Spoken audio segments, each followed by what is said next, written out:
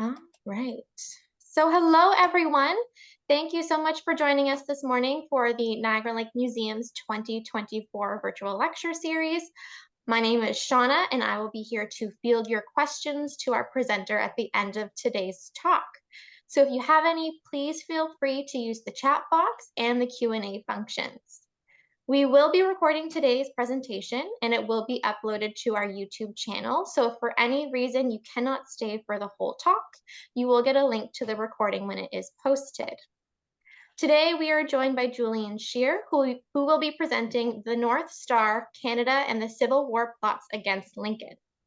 Julian is an award-winning journalist and the author of 7 books, including Until You Are Dead, The Wrongful Conviction of Stephen Truscott, and White Hoods, Canada's Ku Klux Klan.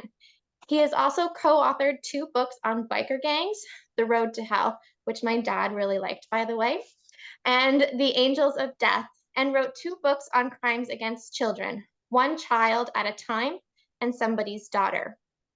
As an investigative reporter, he worked for the Toronto Star and the Globe and Mail and was senior producer of CBC's The Fifth Estate. He is active in protecting media freedoms as a senior fellow at Toronto Metropolitan University Centre for Free Expression and working with journalists for human rights. Julian, thank you so much for joining us today, and I'm going to hand things over because I suspect it's going to be a very great presentation with a lot of questions, so I don't want to take too much time. Thank you so much, and thank you everyone for joining our seminar. I hope this will be a fun presentation. I'm going to share a slideshow, and then we'll leave plenty of time at the end for questions, and also ways for you to contact me after if you have any other questions. So let's hope the technology works. Here we go. I'm just going to put a little photo of myself so you could see me there in the corner. And then we should be good to go. Okay, we're going to be talking about my book called The North Star, Canada and the Civil War. But the theme I want to explore with you is how Canada, largely unknown, certainly when I studied history in school, largely unknown to most of us, how we became a haven for the Confederates' war against Lincoln and the North. Now, most of you know that when we think of the Civil War, we have certain myths, and I want to explore those. I was a history student at McGill in the 1970s in Montreal. Kind of had that Che Guevara look going there. The 70s were quite a stormy period with protests against the Vietnam War. And one day I walked down, McGill is right in the middle of Montreal, for those who know the city, and I walked down just a couple of blocks to the Bay Department store. And I noticed on the wall this plaque right in the middle of Montreal, and it was in honor to Jefferson Davis, who was the leader of the Confederate South. And I remember thinking at the time, why is there a plaque for Jefferson Davis in my city, and why is it still here more than a century after the Civil War? Well, it took me about 7 books and 50 years to have the time to investigate that topic, and I'll walk you through what I found. Now, when we think of the Civil War, I think most of us throughout Canada and the United States think mainly about the Underground Railroad. Canada was the terminus for the Underground Railroad. It's estimated something like 30,000 escaped slaves made it to Canada. We were part of the British Empire because we abolished slavery in 1834. If you made it to Canada, if you made it to the North Star, you followed that North Star in the sky and crossed the border, you would be free. Martin Luther King heralded Canada's role in this speech he made, sadly, 1 year before he was assassinated in 1967, where he talked about Canada was the North Star deep in our history of struggle for freedom. Now, this is what the political map looked like as the Civil War was starting. Ontario was known as Canada West. What Canada East was largely what we know as Quebec. Those were called the British Canadian provinces. This was all part of British North America. Canada as Canada was about to be born in 1867. The United States was also divided. This was the North, the Union, and of course, the Confederate slave stouts in the South. Now, when the war started, Lincoln and most of the North imagined or hoped that Canada and Britain would side with the North as the democratic, legitimate government. In fact, England, and therefore Canada, we were a colony, declared neutrality during the war. Neutrality between a slave aristocracy and a democratic elected leader, Abraham Lincoln. I mean, that's like declaring neutrality today between Russia and Ukraine and not taking sides on Putin's invasion of Ukraine. That's what neutrality meant.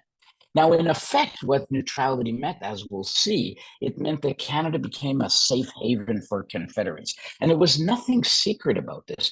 This was all in the open. It was perfectly legal what they were doing, if not moral.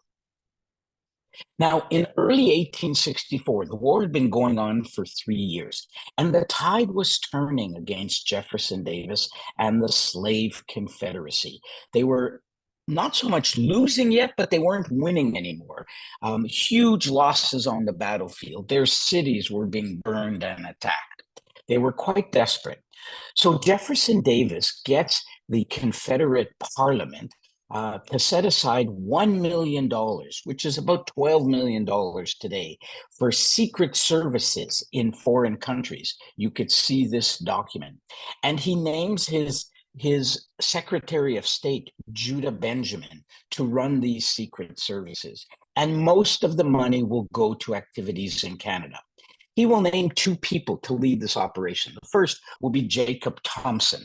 He was a Washington veteran, a politician.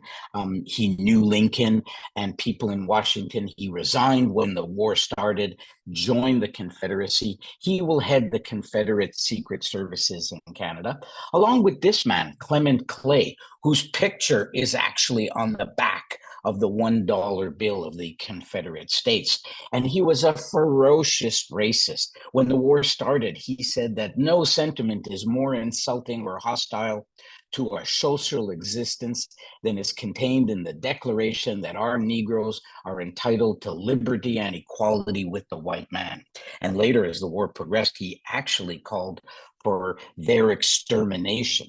That's the kind of man he was. Now, Clay and Thompson head to Canada secretly on a boat. They go via Bermuda, land up in Halifax. Thompson will go to Montreal and then Toronto, and Clay will settle not far from the Niagara region in St. Catharines. This is what Montreal looked like in the 1860s. You could see the mountain in the background. This building still exists, and so does this building, which we'll talk a lot about, the St. Lawrence Hotel. Now, Thompson arrives in Montreal and will set up a bank account. And by the end of the war, that bank account will total $750,000. Where will he do his banking? Well, Henry Starnes, who was a former mayor of Montreal, a member of Canada's Parliament, was the bank president of the Ontario Bank in Montreal. And he will allow, if not encourage, the Confederates to use his bank as a kind of slush fund and money laundering operation. After the war, this is what the bank looked like. It's now a much fancier bank building right in the center of old Montreal near the Basilica. After Lincoln was assassinated, there were conspiracy trials, and the bank officials testified that they openly knew who Jacob Thompson was. They knew he was a leader of the Confederates, and they said, we never ask a man anything about that. A man doing business with us deposits what he likes. We never ask any questions. We do not know what he is going to do with it. Well, what were they going to do with it? Let's take a look. Let's take a look at what the Confederates, Davis and Judah Benjamin and Jacob Thompson did using Canada as a base. Now, these four men were members of Morgan's Raiders. Think of them as kind of the Navy SEALs or the Green Berets of the Confederates. They were part of a guerrilla army led by John Morgan, terrorizing the North. They were much more agile than the traditional Confederate army. And all four of them are sent by Davis in 1864 to Canada to begin staging operations from Canada. One of their operations in November 1864 will be the New York arson attack. More than a dozen men, led by John Headley, will head to New York, check into 19 different hotels.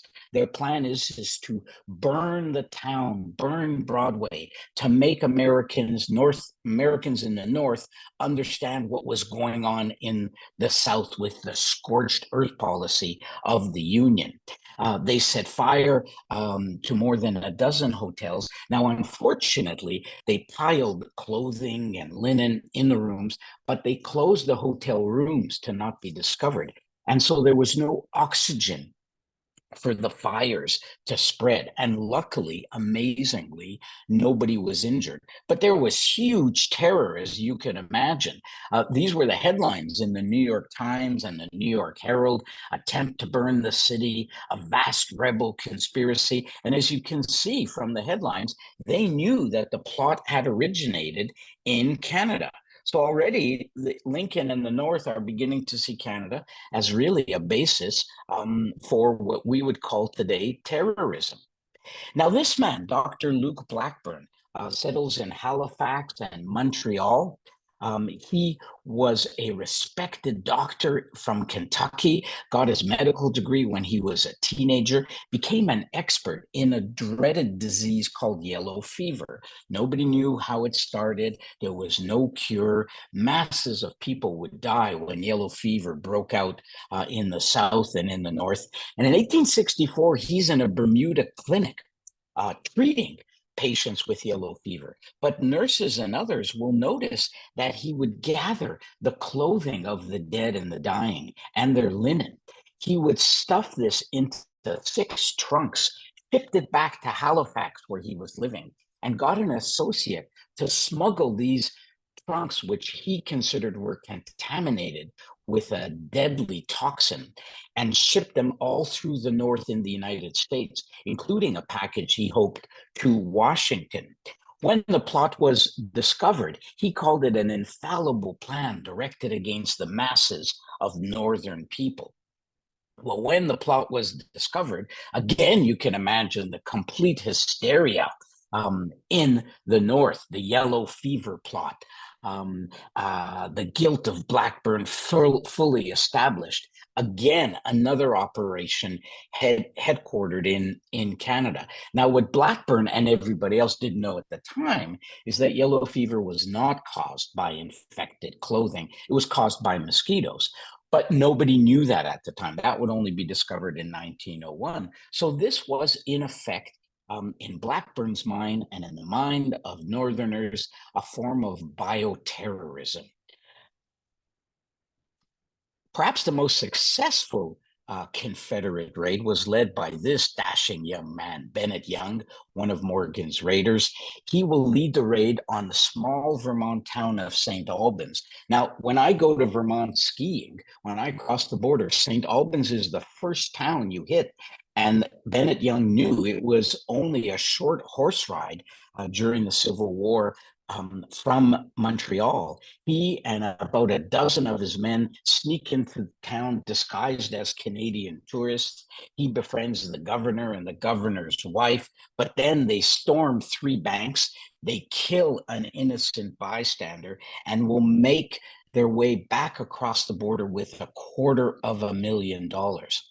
Now, remember Clement Clay. He's comfortable in St. Catharines. He will help finance the raid. These are his bank receipts from the St. Catharines Bank that he was using to finance this terror raid.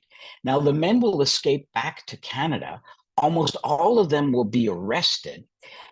Most of the money disappears, but they still gather about $90,000.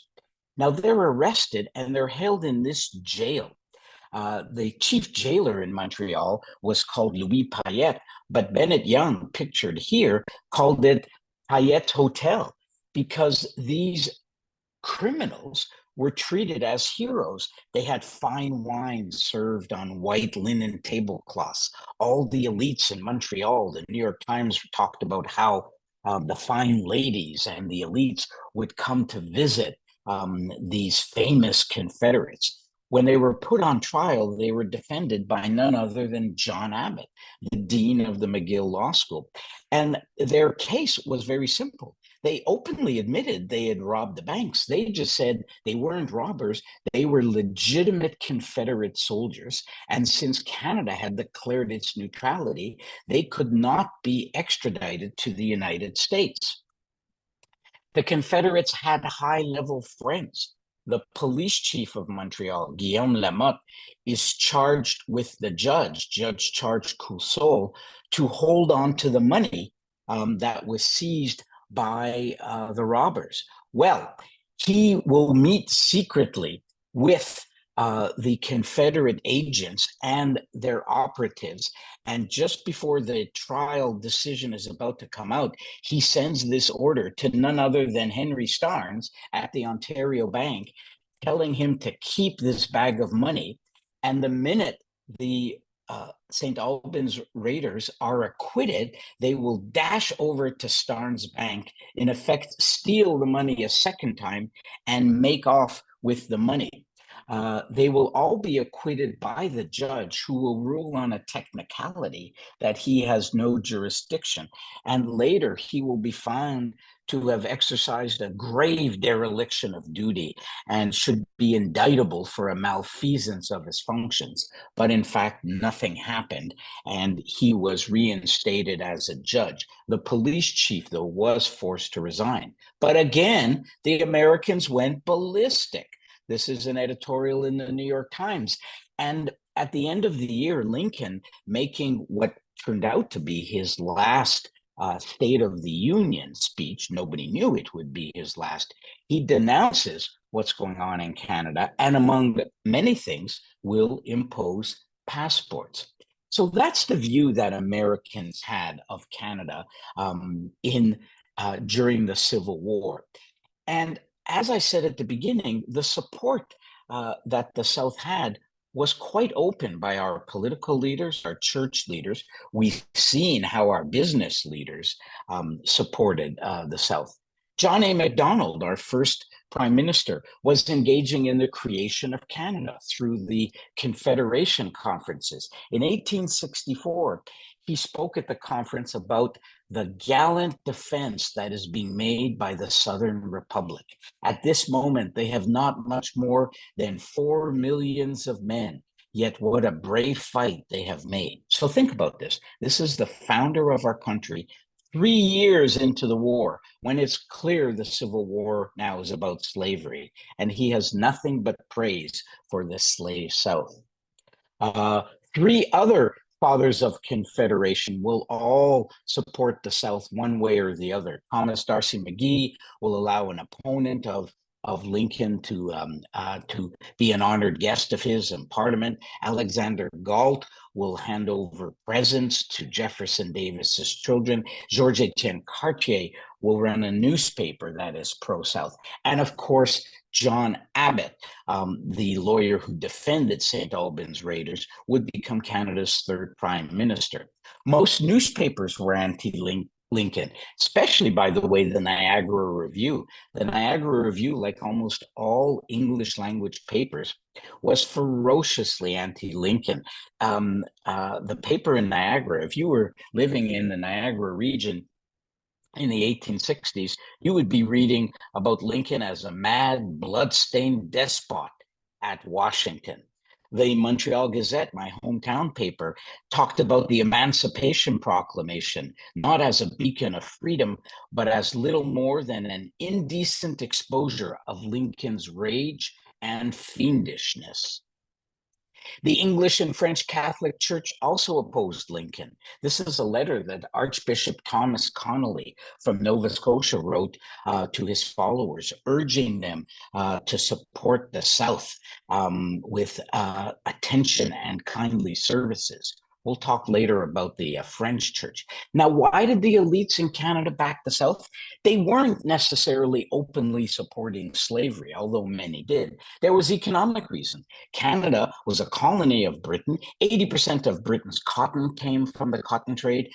But independently, Canadian aristocrats would make huge amount of money running the blockade, much like you could make money today. If you could send goods to Russia and break the sanctions, you'd make a fortune. Halifax was doing booming business with the South. So were businesses in Montreal and Toronto. There was a class reason. As you'll see in a moment, many aristocrats from the South settled in Canada, in the Niagara region, Toronto, Montreal, and they felt as one with our aristocrats, with our elites. They bought fine wines and fine food and lived in comfortable mansions. The only people from the North who were coming to Canada were draft dodgers. And finally, there was the threat of annexation. Lincoln's government was annexationist, often threatened invasion. And so John A. Macdonald and other leaders felt that Canada had to be created to protect ourselves from the North. Now, while the elites tended to support the South, ordinary Canadians backed the Union. This man, Edward Doherty, a Montrealer, joins the Union Army, as did 30 to 50,000 other Canadians, English and French Canadians. In fact, there were so many French Canadians, something like 5 to 10% of some regiments in Maine, Massachusetts, and Michigan were Francophones. There were at least 29 Canadians who got Medals of Honor. 5 of them became Union generals, and about 5 to 7,000 Canadians died, almost all of them fighting on the Union side. 2 pioneering Black doctors from Ontario made history. Dr. Alexander Augusta was an American born of free Blacks, but he couldn't get an education in a very racist North America.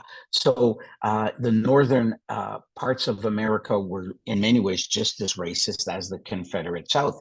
He was not allowed in school, so he comes to Toronto and gets a degree, becomes Canada's first Black doctor, and he will mentor this man, Dr. Anderson Abbott, who will become, he was a Canadian-born doctor, and he will become Canada's first native-born Black doctor.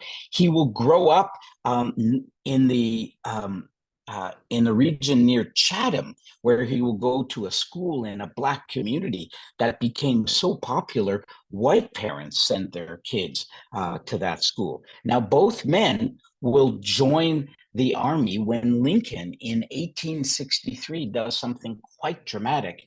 He opens the army to Black men. That was quite revolutionary, arming Black soldiers. I'd encourage you, if you haven't already seen it, the famous movie called Glory, which earned Denzel Washington an Oscar. It talks about one of the first Black regiments. And in the battle at the end of that movie, there were 4 Canadians who would perish along with Denzel Washington's character. Now, our 2 doctors become right to Lincoln right after the Emancipation Proclamation. They're accepted in the Union Army. And one day in early 1865, dressed in their fancy Union uniforms, they decide to crash a party at the White House. Lincoln is holding a levee, and the 2 men will walk in, and according to press reports and the Canadian Ruffin Abbott, they walk in and monocles start dropping, people's mouths are agape. You know, this was still a very conservative North, the Union side of America. But Lincoln will shake their hands. And later, after Lincoln is assassinated, his widow, Mary Lincoln, will give the Canadian doctor, Anderson Abbott, one of Lincoln's shawls. This woman grew up in New Brunswick. became one of the most famous women in the Union Army. She chafed at the traditional roles of women, disguised herself as a man, as a young woman, became a very successful Bible salesman, finds herself in Flint, Michigan when the war breaks out. And this was a big theme of my book. What would you do today? It's easy for us today to say, oh, if I was alive in the Civil War, I would have fought on the side of truth and justice. But really, things were complicated. We saw what the Niagara Review was saying about Lincoln. So Emma Edmonds, at the start of the war, realizes this is not her war, this is not her country, and she says, I was not an American. I was not obliged to remain here during this terrible strife. I could return to my native land. But the great question to be decided was, what can I do? What part am I to act in this great drama? And that's really what my book and this talk is all about. The choices people made. People had clear choices back then. You could be in favor of slavery or against it. Your newspaper could speak out in favor of Lincoln or against him. This is what Emma Edmonds did. Her name was Franklin Thompson as a man. She writes a tell-all book 2 years after she spends 2 years in the army, becomes famous. The book is a bestseller. And then 30 years later, as the war is well past history, she comes forward giving her full name, and there'll be a bill that will successfully be passed in Congress, thanks to her fellow soldiers, that will reinstate her, no longer declare her a deserter, and give her her pension. So this Canadian woman becomes one of the most famous women in the Union Army. Now, Canada divided. Canada was as divided as the US, as we've seen. Our elites tended to support the South. Many ordinary people supported the North. Canada and Montreal become hotbeds of Confederate conspiracies. And who will show up in Montreal in the fall of 1864? John Wilkes Booth, who really was sort of the Brad Pitt of the 1860s, a famous, dashingly handsome actor. Everybody knew who he was. He comes to Montreal and he'll settle, as all other Confederates do, at St. Lawrence Hall, one of the finest hotels in North America. Part of the building still exists. When I give walking tours of the history of Montreal, I point this out. It boasted a dining salon, a concert room, hot and cold baths, telegraphs for its American guests, newspapers. This was the elaborate dining room. John Wilkes Booth checks in. You could see him in room 150. The owner of the hotel, Henry Hogan, was a huge fan of Booth and called him a wonderful man.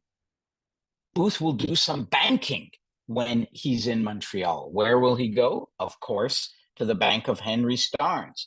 And he will take out a bank draft, a kind of traveler's check worth about $300. And he asks, will this bank draft be safe? Because I plan to run the blockade in the South. And the bank assures him, according to later testimony, yes, only you can use this money. We'll see later what happens with that check. Now, I like to say if Montreal was the Casablanca of the Civil War, Dooley's Bar at the St. Lawrence Hall was Rick's Cafe, famous place to play billiards. And one night when Booth is in Montreal, he will play pool with the Quebec pool champion named Joseph Dion. And these are the words he will utter. Lincoln is about to face a re-election in a few weeks in November 1864. And Booth boasts in Montreal, it made damn little difference, head or tail, Abe's contract was nearly up. Whether re-elected or not, he would get his goose cooked. And of course, those words would take on huge, ugly resonance just a few months later, when on April 14th, 1865, John Wilkes Booth will fire a single bullet from his Derringer pistol and will kill Abraham Lincoln. Now, you know, we think of Abraham Lincoln as a huge hero, but if you were back in the Niagara region, or anywhere else in Canada, this is what you'd be reading. The London Examiner in London, Ontario, look at these words, said it must be remembered that as atrocious as was Booth's deed, it was literally justified by the facts. The man he killed had murdered the Constitution of the United States. So think about that. The London Examiner, the Gazette, the Niagara Review, the Toronto Leader, basically all justified the assassination of Lincoln. And they were much more worried about what it would mean for the South. Now, our Canadian friend, Edward Doherty, is sitting in Lafayette Park on Monday after Lincoln is assassinated, and right near the White House, and he gets a message to report to the War Department, and he will discover that he's been given the task of leading a 25-person military regiment to track down Lincoln's assassin, John Wilkes Booth, and his associate, David Harold. I wrote about this in a cover story of Canada's history, which you could find online. Booth will escape, and everybody knew it was Booth. He was famous, right? When he lands on the stage and declares that he has killed a tyrant, people knew who had killed the president. He dashes off on his horse, makes his way through Maryland. While he was in Montreal, he's given letters of introduction to Southern Confederates who are operating an underground here. He will make it all the way to Virginia to a farm owned by Richard Garrett. That's where our Canadian Edward Doherty and other detectives will track him down. The barn where they're hiding out is set alight. A shot goes out. They think Booth has committed suicide, but in fact, he is killed by one of the soldiers. As he lays dying, what does Edward Doherty and the others discover on his body? That traveler's check, still signed by the former mayor of Montreal, Henry Starnes. So you have a Montrealer who helps track down Lincoln's killer, and they find money that he, like so many other Confederates, had taken out of the banks in Montreal.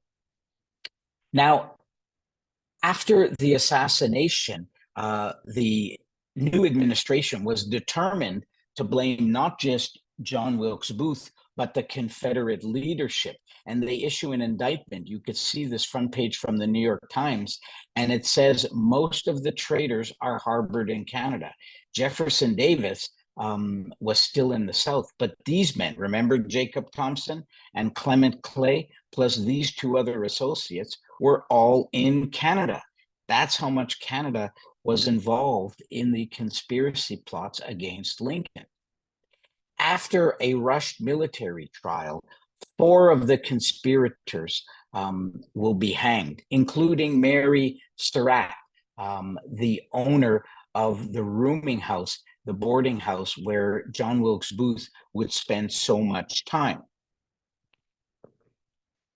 Now, John Surratt is her son. And as you can see from this headline in the Globe, the president is dead. Booth and Surratt, the assassins, that's wrong. Booth was the only one who was the direct assassin. They are supposed to be escaping to Canada.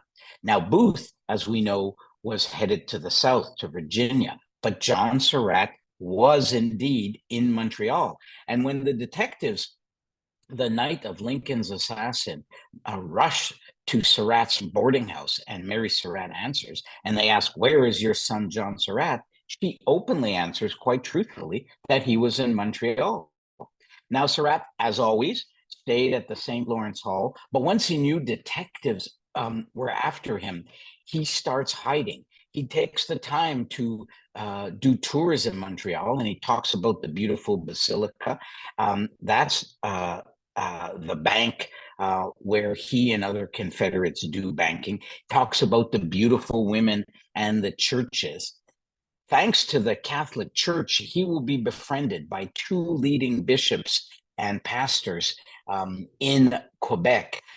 They will help hustle him out of the St. Lawrence Hall and hide him in the small town of Saint-Liboire, about 20 minutes from Montreal. When that gets too hot, he will be returned to Montreal, hide again in the house of a leading church figure, and then, thanks to a letter of recommendation from Quebec's church leaders, he will be allowed to go to Italy and join the Pope's army, where he will hide out for another year until he is found out, arrested, brought back for trial, but will be acquitted. But during his trial, his Canadian adventures are front and center. Now, the war is over. The war's been over for 2 years. Jefferson Davis has been in jail. He finally gets out on bail in 1867. Where will he flee? Will he go to Memphis? Will he go to Mobile, Alabama? Will he go to Mississippi? No. The night he's freed, he will take a train to New York and then head to Montreal. Why? Because he knows so many other Confederates were there. His family is already there. He is supposed to settle in, as always, the St. Lawrence Hall. But this rich Montreal aristocrat, John Lovell, a publisher who publishes lots of Confederate propaganda, will put him up briefly at his house. And that's why the plaque is up there. This plaque says that Jefferson Davis in 1867 was housed here at the home of John Lovell. This plaque symbolizes how close the Confederates were to the Canadian elite. Now, while he's in Canada, he is treated as a hero. He will go to Montreal's Théâtre Royal, and during a performance, the crowd notices that he's there. A hush breaks out. The play stops. The orchestra breaks out into Dixie. The crowd starts cheering 3 cheers, and cheers to the South and the Confederacy go up. Davis is so popular, he's urged to come to Southern Ontario. He goes to Toronto and then to your region, the Niagara region. The New York Times reports that Davis will visit Niagara, where he created quite a sensation in this little Niagara, where a pleasant Confederate society is springing up. And indeed, that was the case. Remember Clement Clay? He's in St. Catherine. The vice president of the Confederacy, John Breckinridge, lives in this house in Niagara. General Jubal Early, who is known as a war criminal for his horrific actions during the war, settles in this house. Ambassador James Mason, who was an ambassador for the South to Britain, will live in this house on Gage Street in Niagara. So you can see how comfortable Jefferson Davis felt. Indeed, according to the New York Times, all the principal citizens called on him en masse, being introduced by the mayor. He has been made to feel that although in the land of strangers, he is in the midst of friends. That's the speech he makes in Niagara. And in the speech, he utters this famous words: "May peace and prosperity be forever the blessing of Canada, for she has been the asylum for so many of my friends, as she is now an asylum to myself." And he's right. It was an asylum for him and so many Confederates. You don't have to take it from me. This is the leader of the Confederate South, boldly boasting about Canada's role in helping the Southern Slave Confederacy. Let's end with talking about the lost cause. Now, we know the South lost the war, although in many ways they won the peace. Traditionally, the victors tend to write history, but I think the Civil War is one of those rare cases where the losers got to write history because they were able to whitewash and glorify the South. Dr. Luke Blackburn, remember him? The man behind the yellow fever plot?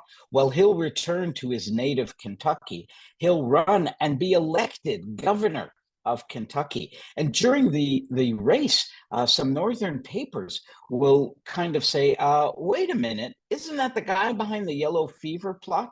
And much like politicians today, Blackburn will deny it and even suggest that might be fake news.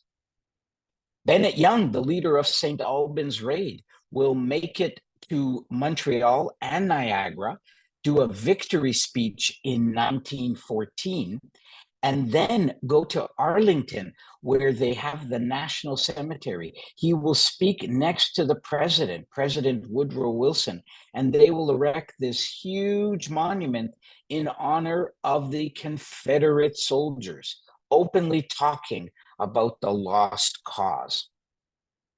Movies will celebrate the lost cause. Birth of a Nation, the first Hollywood movie, is a tribute to the Ku Klux Klan, as you can see.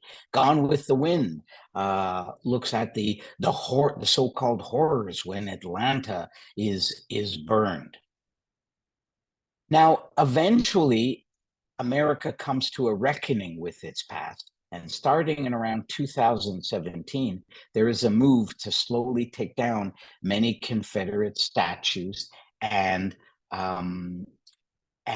honorings to the Southern leaders. Now, I was in Toronto at the time working for CBC, the Fifth Estate, and I called my daughter, who's working at CBC, to tell her about the plaque that I had seen in Montreal many years ago.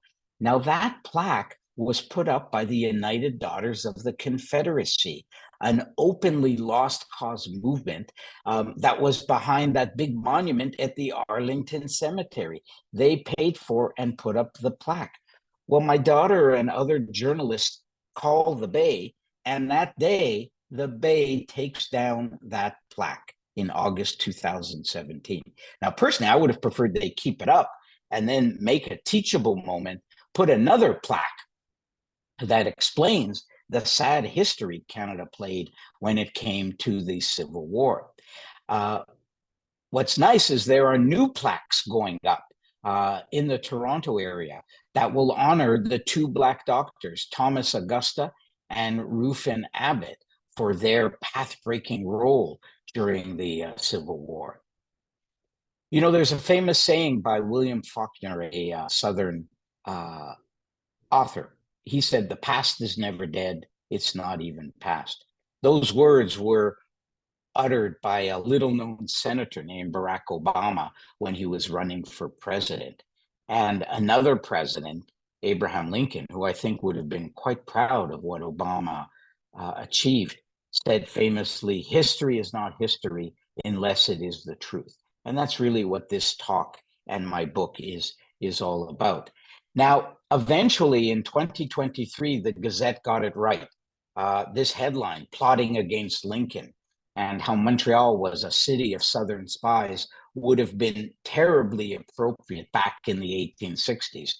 It took more than a century and a half for the Gazette to get it right. This is an article I wrote for the Gazette based on my book. To the Gazette's credit, they were quite willing to criticize themselves and their role they had played in the Civil War. This is a new version of my book, the paperback version, which will be out in a couple of months. I would hope that the Niagara Library has copies of the book. If not, of course, everything's available online. In the Niagara region, I know many of you would be familiar with the story of Stephen Truscott. My book, which helped reopen his case and get him acquitted, is also out in a new edition. And this is another history book I wrote about the very little known history of Canada's Ku Klux Klan. We had our own clan. You can find out much more about the book, copies of speeches I've made, many articles. You could read that article in the Gazette, articles I wrote for the Globe and the Toronto Star, lots of information on my website, which is juliansher.com /Northstar. And of course, you could email me directly or through the website. I'd be glad to answer any of your questions. And speaking of questions, I will stop sharing and let's go for some questions that any of you have. Wonderful. So Betsy has asked, I noticed in the bibliography of your book that there are a number of books and documents from the 19th century. I would guess that many can be found at the Library of Congress. But is there another library or archives which contains a larger holding of Confederate material? Excellent question. Library of Congress has a lot. So does the Duke Library uh, in Northern Carolina. So I was able to do a lot of research there. Um, there's also the Lincoln Library, which had many documents, including the military records of Edward Doherty. As you pointed out, I list a lot of documents in my bibliography. And what's amazing is via the Library of Congress and elsewhere, you can get a lot of these online. You could either find them online in their holdings or write to the research librarians. They're terribly helpful, and they will often send you PDF copies. Or you can go to your excellent local library in Niagara and ask them for an interlibrary loan. So you can get a lot of these documents. That's the beauty. Plus, all the newspapers I cited are available online. Sandra says, thank you for your book, The North Star. I learned so much and enjoyed it thoroughly. I would also like to read White Hoods, but it is very hard to get a hold of. It's not available through the Niagara Library system. Do you have any suggestions? Yes, that's the peril of a book that was written in 1983. So it's very hard to get. But if write to me by email, and I could send you a copy. I only have a handful left. They are very hard to get, but I have sent out individual copies, and I could sign it for you. Oh, wonderful. Um, Someone's asked, why did you call it the North Star instead of the Lost Cause? Very good. You know, you go back and forth about what the title could be. Um, I think the North Star was a good title because of the double meaning, right? That the North Star was literally the words people used because they knew, as I explained, if you followed the North Star, you would make it to freedom. And that's the view that people had of Canada. But as the kind of reveal I make in the book is that in many ways the North Star was also a beacon for the Confederates. They knew that they could make it to Canada, hide out there, and engage in terror attacks against Lincoln's Union. So I think it worked because it shows both the positive role, and let's not forget, we should be very proud of our role as the North Star. We were a basis for freedom for escaped slaves, but there's also the dark side. And much of my career, all the kind of books I've been writing are trying to get us to face the dark parts of our history as well, not just the good parts. Okay, we've got a lot of questions coming in. Um, how much does the Confederacy winning the peace have to do with, in my understanding, the weak and ineffectual leadership of President Andrew Johnson, who became president after Lincoln? Oh, what an excellent question. As I point out in my book, Andrew Johnson was the vice president, so he becomes president because of Lincoln's assassination.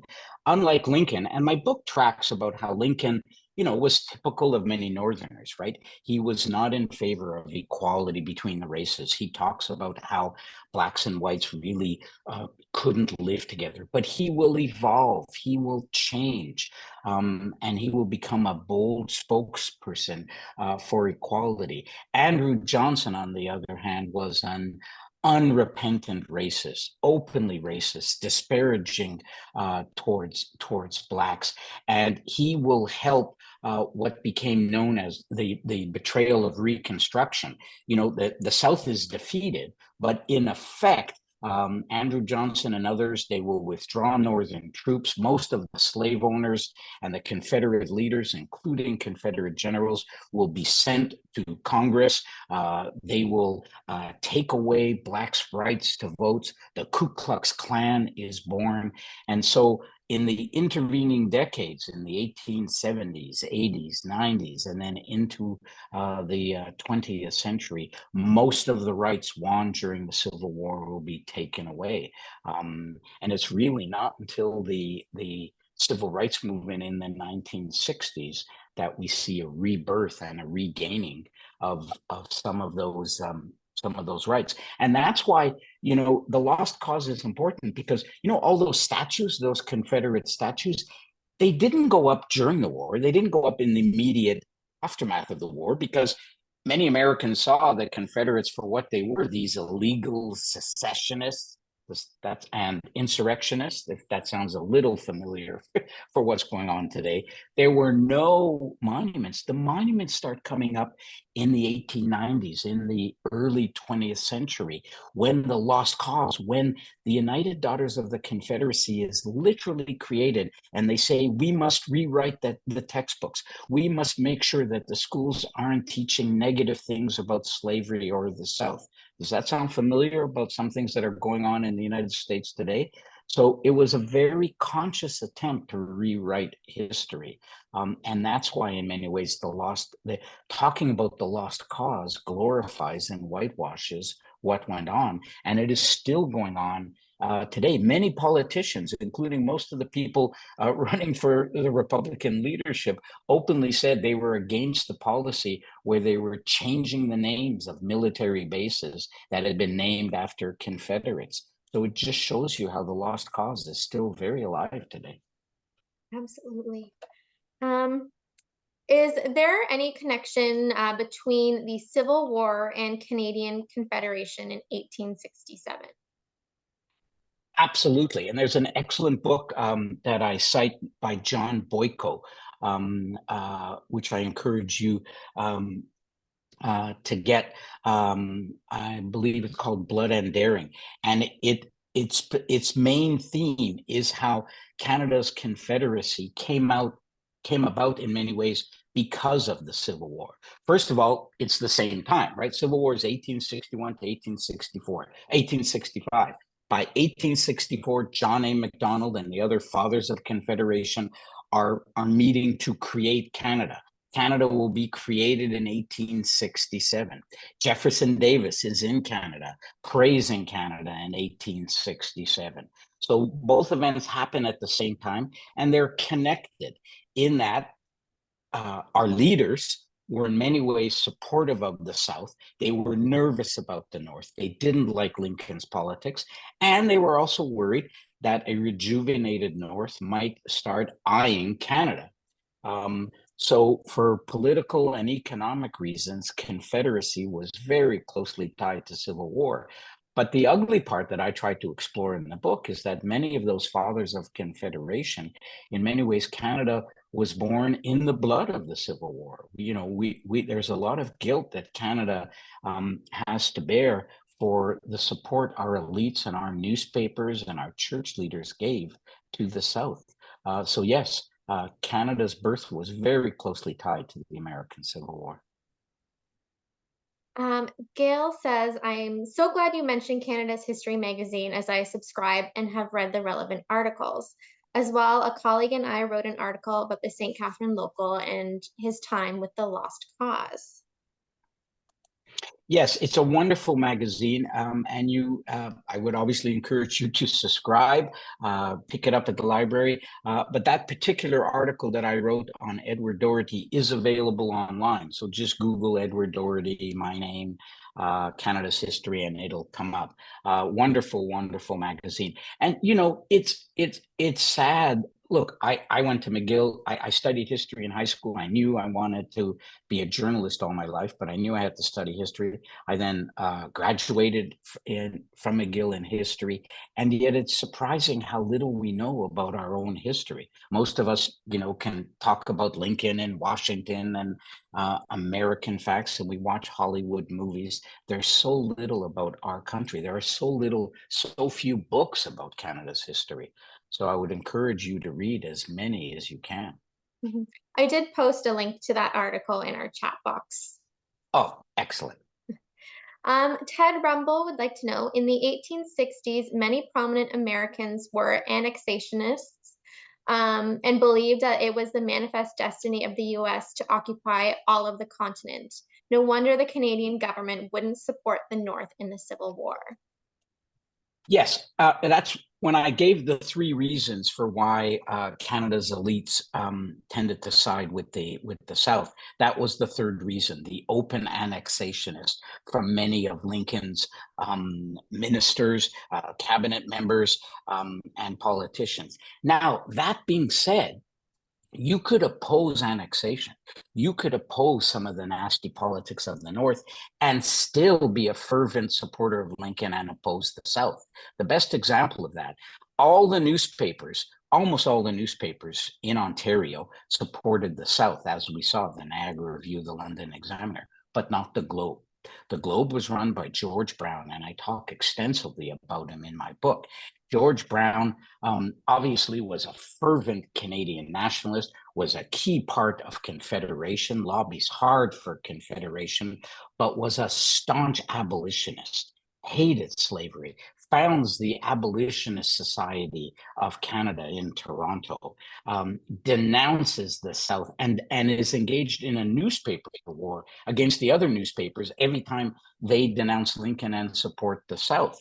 So the point is, and that's what the whole book is about, is you had choices, right? You did not have to support the South, even if you love Canada and were worried about Canada's future. You could take a principled stand. That's what George Brown did. That's what the Canadians who signed up for the Union. That's what many ordinary Canadians and church leaders who supported the Abolitionist Society. So you could do both, and that was the honorable path. With that, Bruce Parker would like to know, where did the average Canadian person's sympathies lie, with the North or the South? It's a hard question to answer because, of course, we don't have, there was no polling. It wasn't universal suffrage, and people weren't campaigning on this issue. Even in the North, Lincoln, was elected with the smallest share of the popular vote in history. When Lincoln extends the draft, there are riots in New York. I talk about it in the book. One of the worst race riots in American history, when Northerners, New Yorkers, do not want to fight in the war for often very racist reasons. So even in the North, support was often hard to come by. Today we look at history, it was, the North was justified and Lincoln was a great hero. It was not that clear to many people back then. Thankfully, many people, of course, did support Lincoln. In Canada, we know that most of the newspapers didn't necessarily support slavery. They certainly were against Lincoln and tended to support the South. That would seem to indicate that many elites, we know many business people, many politicians tended to support the South. What did people think? Well, they were reading these papers, but there were many abolitionist meetings. Thousands turned out to protest against slavery. Tens of thousands joined the Union Army, not necessarily because they believed in the cause. It was a good salary, but you were risking your life for a war in a country that wasn't yours. So I think that's a good indication that many ordinary people certainly had sympathies for the North. When Lincoln is assassinated, there are huge mournings all across Canada. Many of the Confederates are cheering in the bars and the hotel rooms, but Toronto and other cities, there's stories about what goes on in the Niagara region with black curtains over churches. So there's a lot of mourning and sadness. So I do think that many ordinary Canadians sympathized with the Union. I'm just going to let people know we've got a lot of questions and I want to get to all of them. So I have paused the Q&A for now just to see how much more we can get through. So the next question is, should Canada's connection and Niagara's, to that effect, to the Civil War be taught in schools? Do you think most Canadians, especially those in Niagara, are completely unaware of these connections? I do. Like I said, I studied history. I knew about the Underground Railroad. I didn't know anything about this. There's my book and several other books written by Canadians that talk about this. I think it'd be great if this can be taught in many ways. There are so many rich documents, and just think how young kids would love to hear about Emma Edmonds, right? This woman who disguises herself to join the Union Army, or Edward Doherty, this brave Canadian who will help track down down booth, or those two black doctors. This is not hard to teach, right? This is exciting history. This is our history. I totally agree. If anybody knows anybody in school boards, put them in touch with me. I will direct them to resources. I have reached out to a couple of school boards. I've heard back from one here in Montreal, but I do agree. And I think it's part of a wider issue. And that's why I'm so glad the Niagara Museum sponsored this talk. But as I said, I don't think we learn enough about our history. That's why I wrote the book on Stephen Truscott. That's why I wrote the book on the Ku Klux Klan. We have to be reading about our own history. I devour books on world history as well, but this is our country. And we need to know, as Abraham Lincoln said, we need to know the truth about our history, not the myths. Absolutely. And I think too, especially in Niagara-on-the-Lake, with all of those Confederate soldiers seeking refuge in our town, what a lot of people don't know is they settled right within stone's throw of the colored village, which is where a lot That's of right.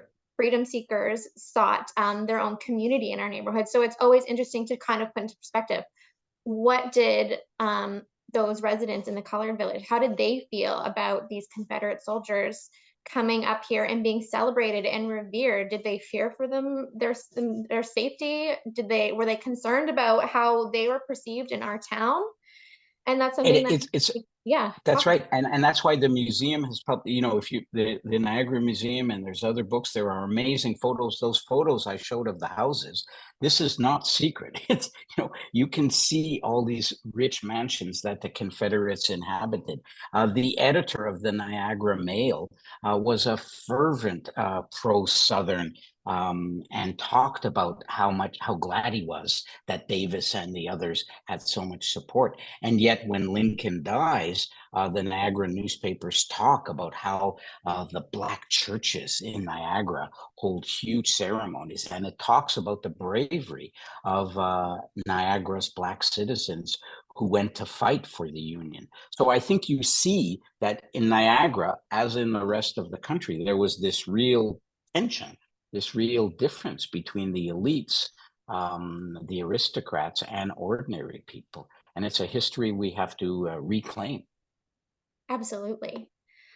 Um, let's see. Was Montreal more supportive of the South than Toronto?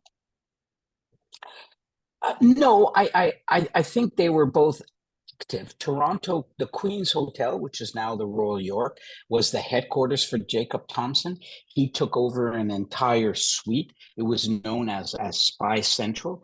There was an aristocrat in Toronto called George Taylor Denison III. He had a huge mansion. His estate in Toronto ran, for blocks and blocks on the western end of Toronto. He used his house as a haven for Confederates, gave them money, helped them get passports when he wanted agents to sneak their way back in the North. And when Lincoln is assassinated, he is the only member of the Toronto City Council to block, or to try to block, messages of condolences. When Davis comes to Toronto, thousands of people appear to cheer him, and the local papers talk about how he's feted among the Toronto elite. But Montreal had the St. Lawrence Hall. It had the support of the French Catholic Church. So I think both cities were nests of spies and Confederates, as was the St. Catherine and the Niagara region. Someone would like to know, they say, start off by saying, your book is great and your talk was very good.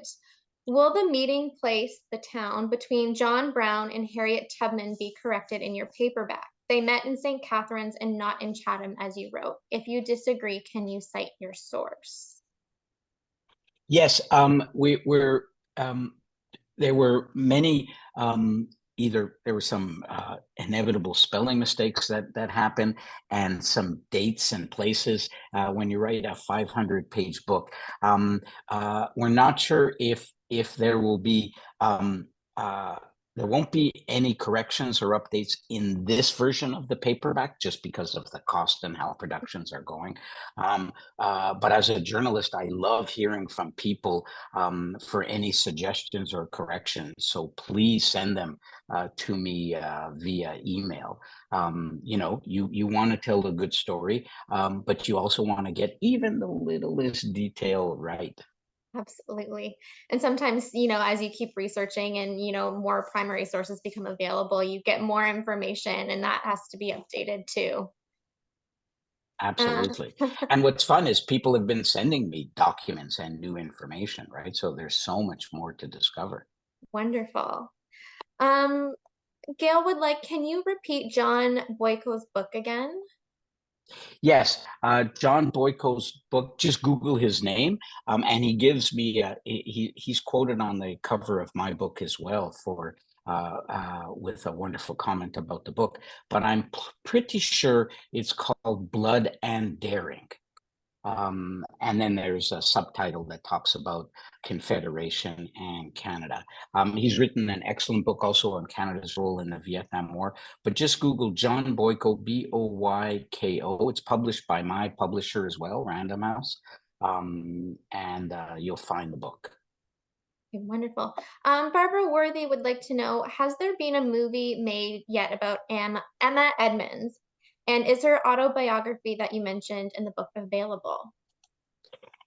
There's no movie that I know of. Her story, her autobiography is easily available on the web in archived versions. Then, even on Amazon, there are kind of updated versions of her biography in her words. In my book, I cite other better books, especially one by Elizabeth Leonard, which is a more serious biography of her. There's lots of kids' books too, young kids' books that have been made about her. Now you have to watch it. Her autobiography, her memoir, as I point out in my book, is not factually accurate in many things. There are many exaggerations um, by her, including her claim that she was a spy. Um, it's extremely unlikely that she was a spy, as she claims. But a lot of her book is accurate and it's backed up by other sources. But the thrust of her story is true. So my book, I think, presents a more balanced view of what she did and her courage. And Elizabeth Leonard's book is excellent. They're all quoted in my book. But also, if you just Google her name, you will see many simpler young adult books that kind of romanticize her role, but they're still worth using, especially if you have young children. Wonderful. We do have John Boyko's book in our gift shop here as well. There So you go. you can come on in and purchase that here. I think we're going to end the questions now. Just I feel like we could keep going and keep, plucking your knowledge there, Julian.